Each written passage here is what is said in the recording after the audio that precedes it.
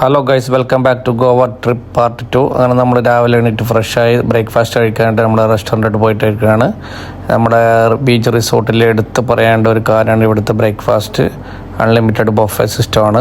നമുക്ക് ഇഷ്ടമുള്ള ഐറ്റംസ് നമുക്ക് എടുത്ത് കഴിക്കാം. നല്ല ഡെലീഷ്യസ് ആയിട്ടുള്ള ബ്രേക്ക്ഫാസ്റ്റാണ്. അങ്ങനെ നമ്മൾ ബ്രേക്ക്ഫാസ്റ്റൊക്കെ എൻജോയ് ചെയ്ത് നമ്മൾ പൂളിലോട്ട് പോയിട്ട് നമ്മൾ കുട്ടികളൊക്കെ നല്ല പോലെ എൻജോയ് ചെയ്തു. എന്നിട്ട് നമ്മൾ നേരെ പോയത് ഗോവയിലെ ഏറ്റവും പുരാതനമായിട്ടുള്ള ഓൾഡ് ഗോവയിൽ സ്ഥിതി ചെയ്യുന്ന ബാസിലിക്ക ബോം ജീസസ് എന്ന് പറയുന്ന ഒരു പുരാതന ചർച്ചിലോട്ടാണ് പോയത്. ഏകദേശം 400 വർഷം പഴക്കമുള്ള ഒരു ചർച്ചാണിത്.